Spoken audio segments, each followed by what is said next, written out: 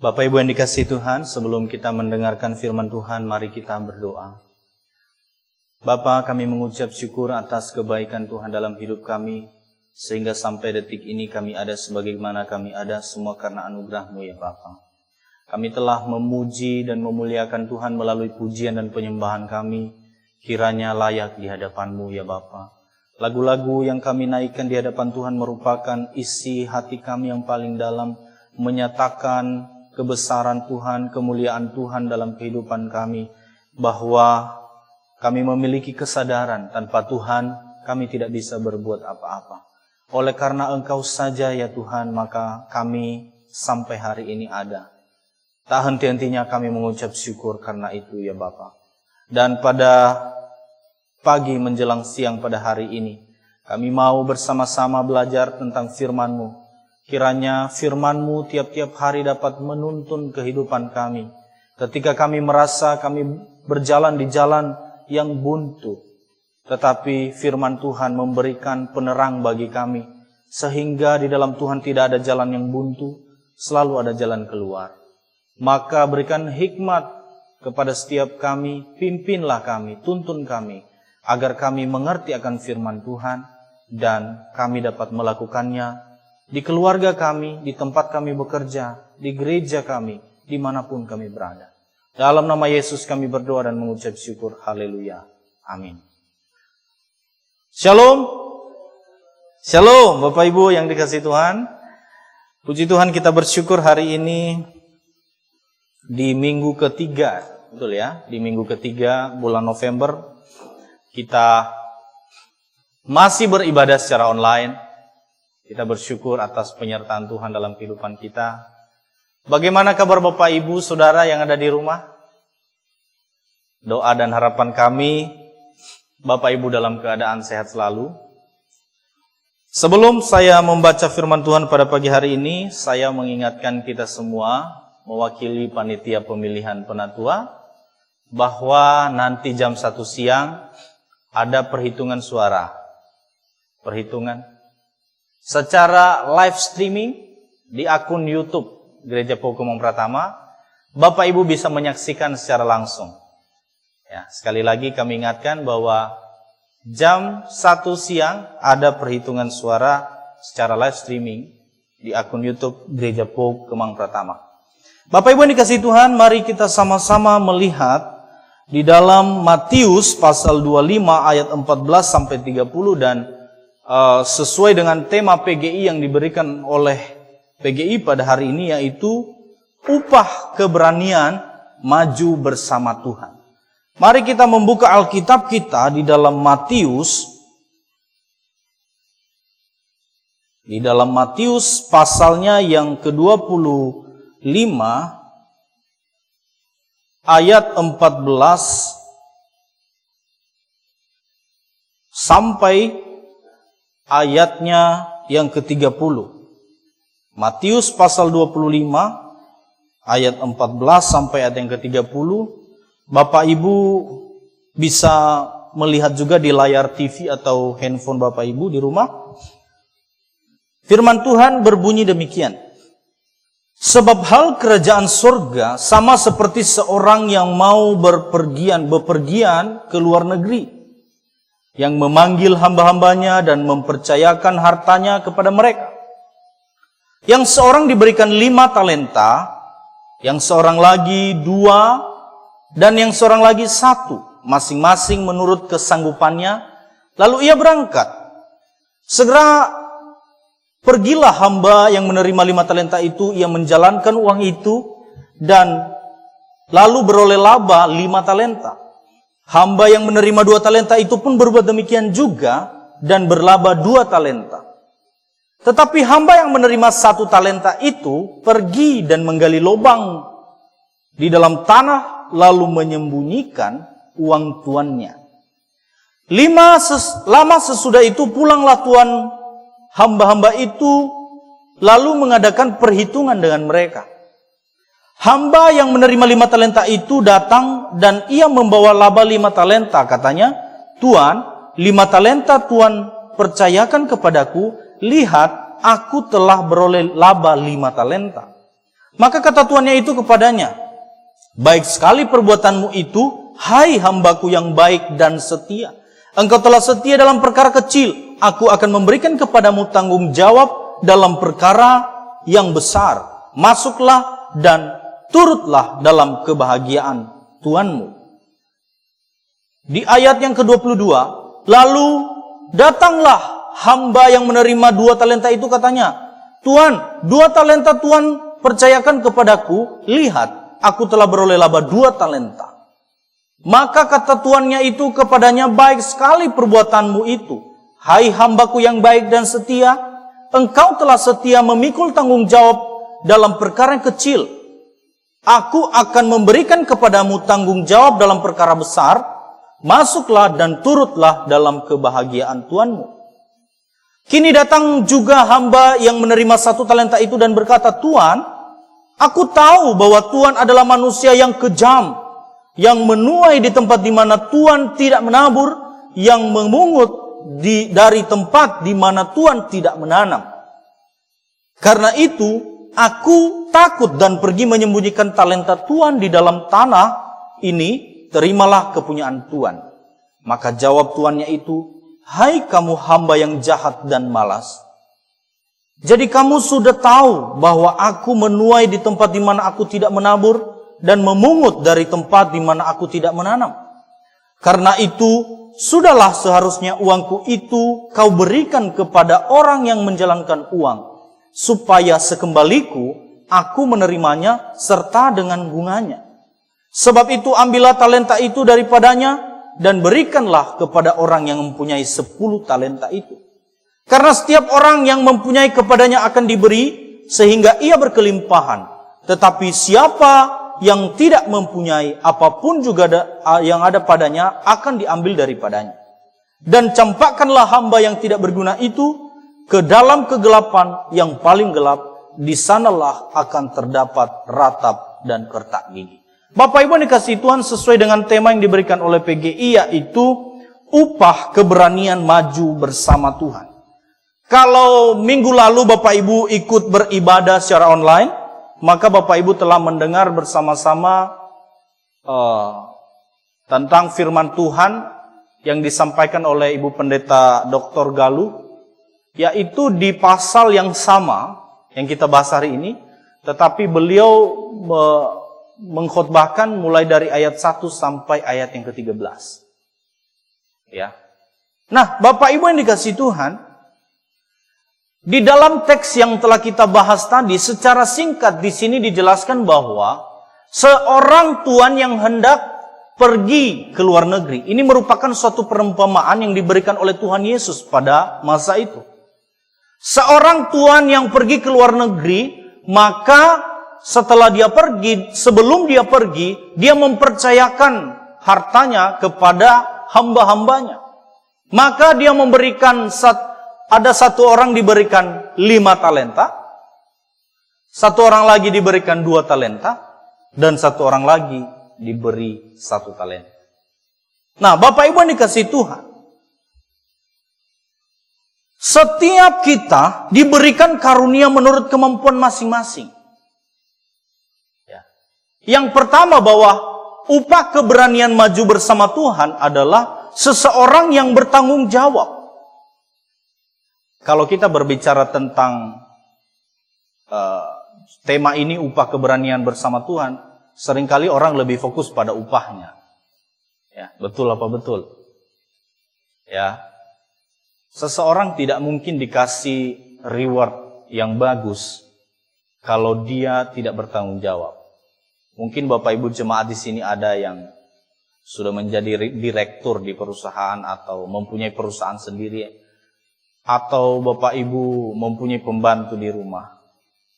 Tentunya kalau pembantu di rumah atau anak buah di kantor tidak bertanggung jawab, maka Bapak Ibu pasti mikir memberikan bonus-bonus kepadanya, atau bisa saja Bapak Ibu akan memecat orang itu karena orang itu tidak bertanggung jawab. Nah, di dalam perumpamaan talenta ini walaupun dalam teks ini berbicara tentang uang, tetapi talenta ini berupa seperti kasih karunia Allah kepada kita, bisa juga bakat-bakat yang kita miliki, maka kita sebagai orang Kristen harus sadar bahwa apa yang kita miliki ini adalah semata-mata pemberian Tuhan. Oleh sebab itu, kita harus mempertanggungjawabkannya. Setiap orang Tuhan berikan karunia menurut kemampuan masing-masing. Ya. Tuhan ini yang memberikan talenta-talenta kepada hamba-hambanya, dia tahu betul pasti hamba-hambanya itu. Makanya yang satu diberikan 5, yang satu diberikan 2, yang satu diberikan 1. Itu bukan haknya ya, para hamba-hamba ini. Bukan kewajiban para hamba-hamba ini. Tetapi itu adalah merupakan suka-sukanya Tuhan. Mau dikasih berapa kepada hambanya. Di dalam teks ini tidak dijelaskan kenapa yang satu dikasih 5, kenapa yang satu dikasih 2, kenapa yang satu dikasih 1. Tetapi Tuhan memberikan sesuai dengan keinginan hatinya kepada hamba-hambanya itu. Bapak Ibu yang dikasih Tuhan, tidak ada yang tidak diberikan talenta. Semua orang Kristen, tidak ada yang tidak punya talenta. Tidak ada yang tidak punya karunia. Masing-masing pasti mempunyai talenta. Masing-masing pasti mempunyai kelebihan. Full timer di gereja Pokum Pratama kita ada berapa sekarang? Ada 8 orang. Ada 8 orang. Masing-masing mempunyai kelebihan. Ya. Masing-masing mempunyai talenta yang luar biasa. Nah, Bapak Ibu yang dikasih Tuhan, maka apa yang Tuhan sudah berikan itu harus dipertanggungjawabkan. Ya. Harus dipertanggungjawabkan. Nah, talenta ini bisa diartikan sebagai karunia Roh Kudus, dan talenta juga bisa diartikan sebagai segala sesuatu yang diberikan oleh Tuhan kepada orang Kristen yang bisa dipergunakan untuk menyenangkan dan memuliakan nama Tuhan. Sekali lagi saya bacakan. Talenta bisa diartikan sebagai karunia Roh Kudus, dan talenta juga bisa diartikan sebagai segala sesuatu yang diberikan oleh Tuhan kepada orang Kristen yang bisa dipergunakan untuk menyenangkan dan memuliakan nama Tuhan. Nah, contohnya apa? Yang pertama ada karunia Roh Kudus. Tentunya Bapak Ibu tahu di Galatia di situ ada buah-buah roh. Ada kepandaian, ada bakat, pandai bergaul, suara yang bagus, jabatan, dan lain sebagainya. Tentunya semua ini kita harus sadar bahwa semata-mata karena pemberian Tuhan dalam kehidupan kita. Bapak Ibu yang dikasih Tuhan, kita kembali kepada teks. Yang pertama bahwa orang yang bertanggung jawab itu, orang yang berani itu, bukan berani konyol Bapak Ibu ya. Berani maju bersama Tuhan. Yang pertama adalah tidak menunda-nunda waktu. Coba kita perhatikan di ayat 25, di ayat 16, pasal 25 sampai 17, dikatakan demikian. Segera pergilah hamba yang menerima 5 talenta itu. Ia menjalankan uang itu, lalu beroleh laba 5 talenta. Ayat 17. Hamba yang menerima 2 talenta itu pun berbuat demikian juga, dan berlaba 2 talenta. Jadi di sini kita bisa melihat Bapak Ibu, hamba yang pertama dengan hamba yang kedua, yang menerima 5 talenta dengan yang menerima 2 talenta. Setelah Tuhan yang pergi ke luar negeri, mereka langsung action. Mereka langsung bekerja. Melipat gandakan talenta yang mereka telah terima. Tidak membuang-buang waktu. Nah, Bapak Ibu yang dikasihi Tuhan, hamba yang 1 dan 2 berangkat setelah Tuhan yang pergi, menunjukkan suatu antusias yang luar biasa. Mereka tidak bermalas-malasan pada saat itu. Mereka jujur, sekalipun tuannya tidak melihat atau memantau mereka. Itulah integritas seorang hamba. Bapak Ibu yang dikasihi Tuhan, kita bisa munafik di depan banyak orang. Di depan bos kita bisa munafik. Tetapi justru kejujuran, justru integritas seseorang itu dilihat, ketahuan pada waktu dia mengerjakan pekerjaan, bosnya meninggalkan dia. Pada waktu kita mengerjakan sendiri pekerjaan kita yang telah dipercayakan kepada kita, disitulah ketahuan kita mengerjakan sungguh-sungguh atau tidak. Bapak Ibu yang dikasihi Tuhan, sekalipun tuannya tidak menjaga mereka, sekalipun tuannya tidak memantau mereka, tetapi mereka jujur. Bahkan nanti tuannya setelah pulang mengatakan, engkau hamba yang setia.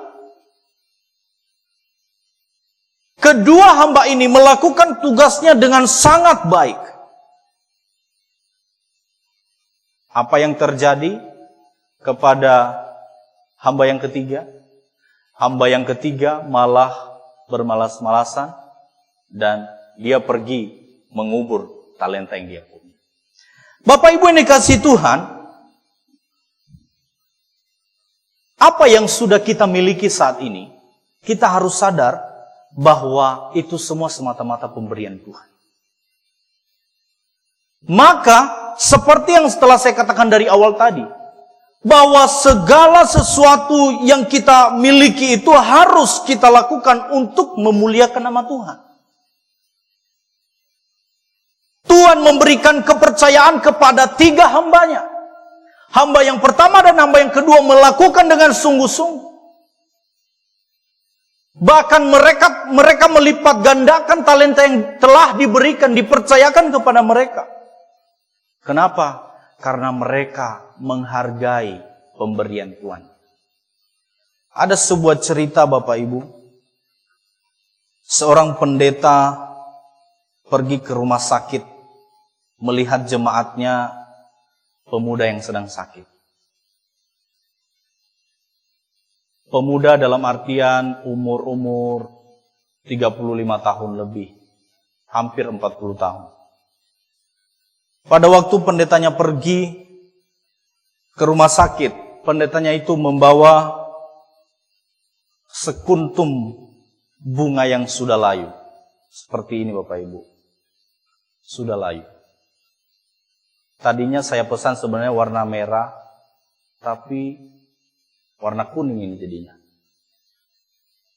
Pendeta ini membawa sekuntum bunga yang sudah layu dan meletakkan di atas meja. Biasanya di rumah sakit ada meja di situ diletakkan oleh pendeta ini. Dan pendeta ini berusaha untuk menghibur pemuda ini. Karena pemuda ini sudah kena kanker stadium akhir. Dalam 3 bulan tubuh pemuda ini yang begitu ganteng, yang begitu maco, terkuras habis oleh karena penyakit kanker yang begitu ganas ini. Lalu berkali-kali pemuda ini berkata kepada pendeta pada waktu mereka berbincang-bincang. Pemuda bilang, Pak Pendeta, kalau nanti saya sembuh, kalau Tuhan sembuhkan saya akan melayani buat Tuhan. Saya akan mempersembahkan tubuh saya untuk Tuhan, kata pemuda itu. Lalu Pak Pendeta dengan tersenyum dan berkata kepada pemuda itu, saya akan doakan nak. Setelah selesai berbicara, pendeta mengatakan, baik, kalau begitu saya akan pulang, mari kita berdoa. Setelah selesai Pak Pendeta ini berdoa, lalu pendeta ini pamit dan berjalan pulang. Tiba-tiba pemuda ini memanggil, Pak Pendeta, bolehkah saya bertanya sesuatu kepada Pak Pendeta? Kata Pak Pendeta, boleh, silakan. Pemuda ini mengatakan, dari tadi saya perhatikan, kenapa Bapak membawa kepada saya sekuntum bunga yang sudah layu?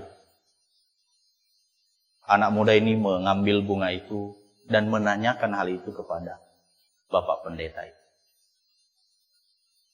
Lalu Pak Pendeta ini tersenyum. Dan Pak Pendeta bilang, bolehkah saya duduk kembali? Anak muda ini berkata, silakan Pak. Lalu Pak Pendeta mengatakan, bolehkah saya berterus terang kepadamu, anak muda? Kata anak muda ini, boleh Pak, silakan. Pendeta mulai berkata, nak, ingatkah kamu setahun yang lalu, waktu ibu pendeta mendekati kamu dan berkata, anak-anak muda membutuhkan pembimbing kelompok sel. Maukah engkau menjadi pembimbing?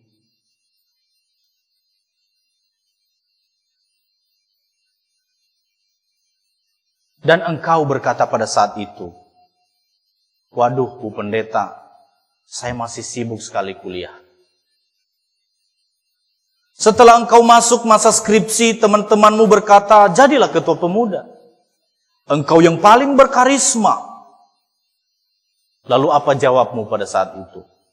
Engkau berkata, aku sibuk sekali skripsi. Saya tidak punya waktu. Lalu apakah engkau ingat setengah tahun lalu ketika berkata kepadamu, ibu pendeta berkata kepadamu bahwa pemimpin kor di gereja kita telah pindah keluar kota, maka pimpinlah kor di gereja kita, karena engkau sangat berbakat. Lalu engkau berkata, saya sedang sibuk bekerja. Engkau selalu menolak, bukan? Kata pendeta itu. Lalu pendeta melanjutkan perkataannya.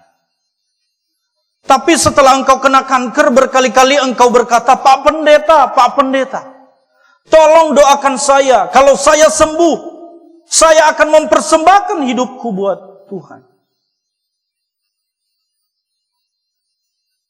Lalu Pak Pendeta mengatakan dengan keras kepada anak muda itu, hai anak muda, dengarkan aku. Engkau sedang memberikan Tuhan sekuntum bunga yang sudah layu. Apakah kau pikir Tuhan hanya layak menerima sekuntum bunga yang sudah layu? Di mana engkau pada saat engkau sehat? Di manakah engkau pada saat orang membutuhkanmu? Gereja membutuhkan engkau dan pikiranmu masih cemerlang. Lalu sekarang setelah engkau sakit, engkau berkata, Pak Pendeta, doakan aku nanti kalau saya sembuh. Saya mau melayani Tuhan. Kalimat yang sangat keras disampaikan oleh pendeta itu. Tapi benar adanya. Bapak Ibu yang dikasihi Tuhan, pengemiskah Allah kita? Beberapa saya temui, ada banyak orang tua yang mempunyai anak. Anak yang pintar-pintar begitu dibangga-banggakan. Dikasih sekolah ke luar negeri. Dikasih sekolah dokter dan sebagainya. Tapi anak yang dianggap bodoh di rumahnya, yang dianggap dalam tanda petik bodoh, dipersembahkan buat Tuhan. Ini akan jadi pendeta. Kenapa jadi pendeta? Dia yang paling bodoh di rumah saya.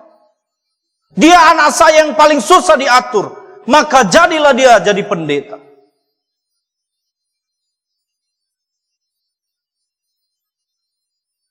Tuhan mau kita memberikan yang terbaik. Bukankah begitu banyak orang Kristen yang seperti itu, Bapak Ibu? Yang mempunyai bakat yang luar biasa. Tuhan sudah memberikan talenta, karunia Roh Kudus kepadanya. Tetapi disuruh melayani, mengatakan, saya tidak punya waktu. Di mana masa ketika anak muda cemerlang otaknya, sehat, bagus masa depannya, dia sedang sibuk dengan ambisinya. Dia sedang sibuk dengan cita-citanya.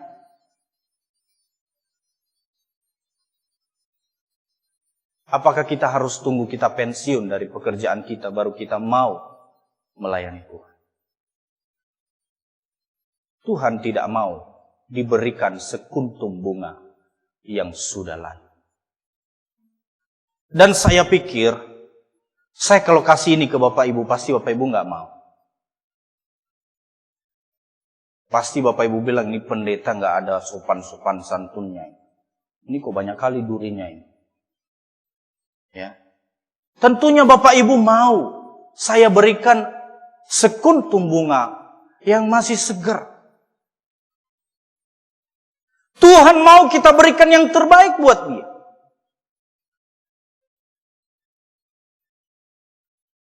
Pemuda ini setelah selesai berbicara dengan pendetanya, dia menangis dan memohon ampun kepada Tuhan. Bapak Ibu yang dikasihi Tuhan, kalau Tuhan sudah memberikan kita kemampuan, dan Tuhan percayakan pelayanan kepada kita, jangan tunggu waktu yang tepat. Karena waktu yang tepat adalah sekarang. Kenapa banyak sekali orang berpikir, saya sedang sibuk mencari pekerjaan, saya sedang sibuk bekerja, saya sedang sibuk kuliah. Lalu alasan-alasan itu akan terus-menerus muncul. Pernahkah kita sadar Bapak Ibu bahwa apa yang kita terima saat ini, tatkala kita sakit, Tuhan memberikan kesembuhan. Tatkala kita bersedih, Tuhan memberikan penghiburan. Ketika kita dalam duka cita, Tuhan ada di situ. Lalu ketika Tuhan meminta kita untuk melayani, kita bilang, saya tidak mau. Saya sedang sibuk Tuhan. Padahal kita sedang sibuk dalam ambisi kita. Kita sedang sibuk dalam cita-cita kita untuk kepentingan kita sendiri. Lalu ketika kita sakit, ketika kita berkekurangan, kita teriak sama Tuhan. Tolong Tuhan. Lalu sebagian orang ketika mereka juga dalam pergumulan yang berat, menyalahkan Tuhan. Tuhan, Engkau tidak adil. Engkau tidak ada. Bapak Ibu yang dikasihi Tuhan, saya mengajak kita merenung sejenak. Talenta apa yang kita miliki? Kalau kita sudah mendapatkan itu dalam perenungan kita, maka sudahkah kita mempergunakan waktu untuk memuliakan Tuhan? Kita sudahkah mempergunakan talenta itu untuk menyenangkan hati Tuhan? Atau kita hanya gunakan untuk diri kita sendiri? Atau kita hanya gunakan untuk kesombongan kita dan menganggap diri paling baik dari orang lain? Atau kita menunggu, sudah tidak sibuk, setelah itu baru mempergunakan untuk melayani? Saudara yang dikasihi Tuhan, perumpamaan ini Tuhan berikan kepada kita, agar kita sadar bahwa segala kemampuan yang kita miliki adalah berasal dari Tuhan dan untuk kemuliaan Tuhan. Maka Bapak Ibu, hamba yang ketiga ini dikatakan di ayat 18, tetapi hamba yang menerima 1 talenta itu pergi dan menggali lubang di dalam tanah, lalu menyembunyikan uang tuannya. Dia menggali dan mengubur talenta. Bahkan dikatakan di ayat selanjutnya bahwa, hai tuanku yang jahat. Dia malah menganggap tuannya itu jahat, Bapak Ibu. Dan dikatakan di ayat 20, hamba yang menerima 5 talenta, lalu datang membawa laba 5 talenta, katanya, Tuan, 5 talenta Tuhan percayakan kepadaku, lihat, aku telah beroleh laba 5 talenta. Maka kata tuannya itu kepadanya, ini upahnya Bapak Ibu. Baik sekali perbuatanmu itu, hai hambaku yang baik dan setia. Engkau telah setia dalam perkara kecil. Aku akan memberikan kepadamu tanggung jawab dalam perkara besar. Masuklah dan turutlah dalam kebahagiaan. Ayat 22 dan 23 juga. Hamba yang kedua melaporkan hasil dari pekerjaannya, di mana dia melipat gandakan talenta yang telah diberikan. Dan tuannya mengatakan hal yang sama seperti yang disampaikan kepada hamba yang dikasih 5 talenta menjadi 10 talenta.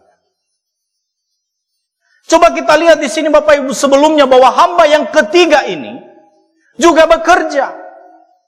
Dia langsung mengerjakan sesuatu dengan apa yang telah dipercayakan kepadanya. Tetapi apa yang dikerjakannya salah.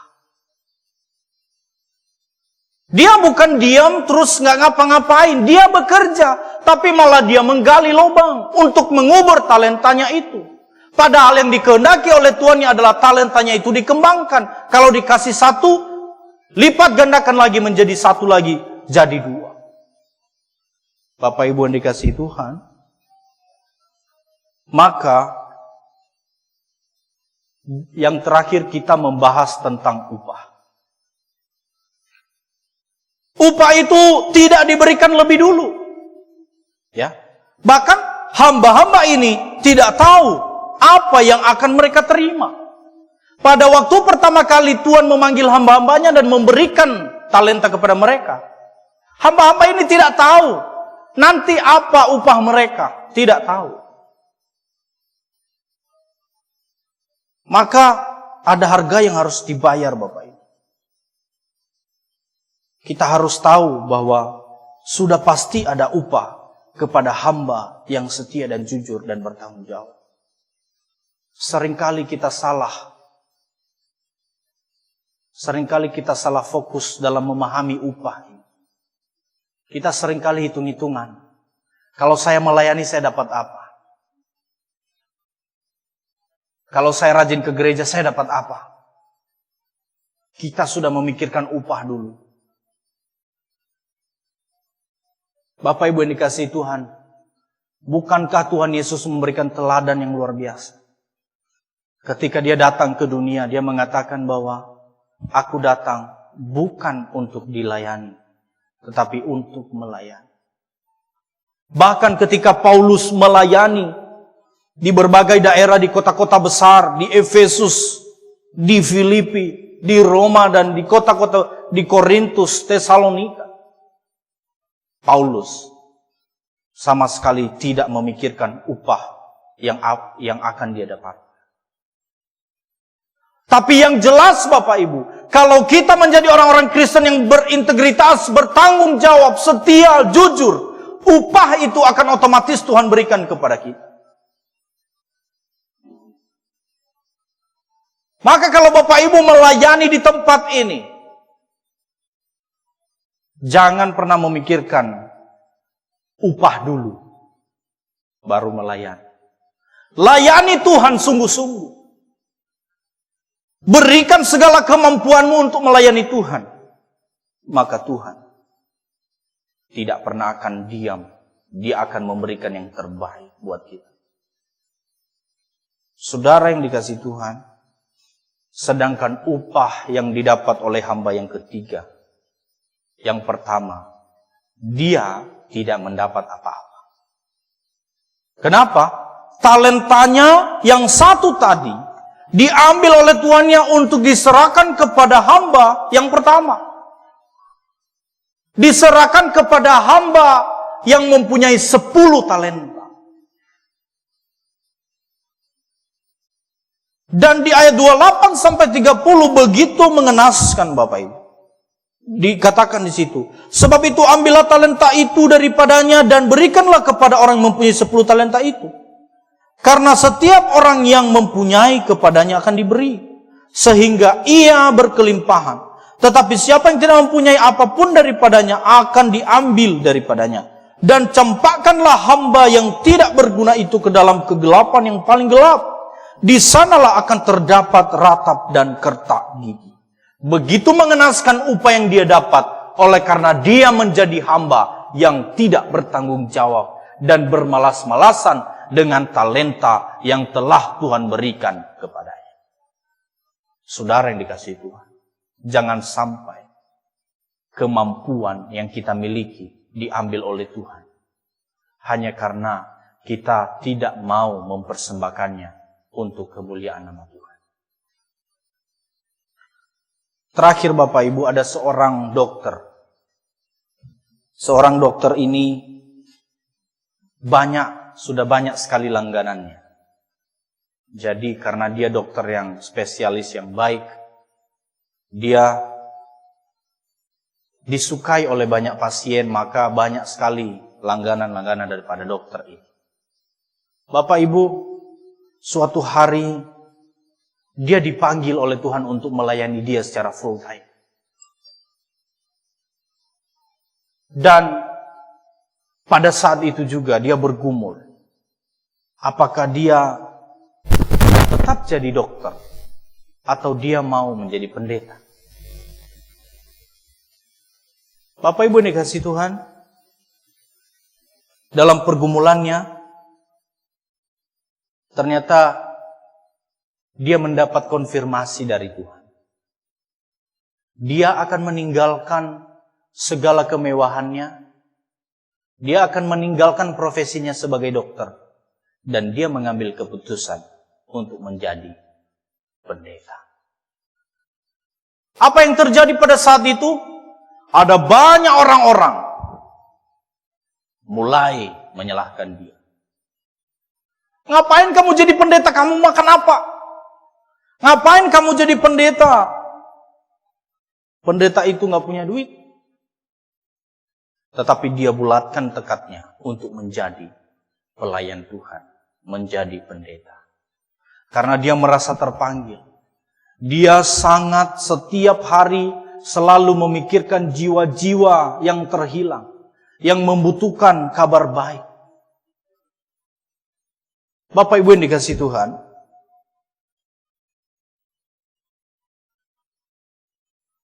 seorang dokter ini yang tadinya seorang dokter terus mengambil keputusan jadi hamba Tuhan, dia sekarang menjadi hamba Tuhan yang luar biasa. Dan dia adalah salah satu dosen saya. Dia mengatakan kepada saya bahwa menjadi seorang pelayan Tuhan adalah merupakan tugas yang sangat mulia. Maka jangan pernah memberikan sekuntum bunga yang sudah layu kepada Tuhan. Berikanlah yang terbaik kepadanya. Saya berharap Bapak Ibu, kita memberikan sekuntum bunga yang masih segar, yang tidak layu kepada Tuhan. Sehingga melalui kemampuan yang kita miliki, karena itu semata-mata pemberian Tuhan, mari kita berikan kepadanya di dalam melayani Dia. Kiranya firman Tuhan dapat memberkati kita semua.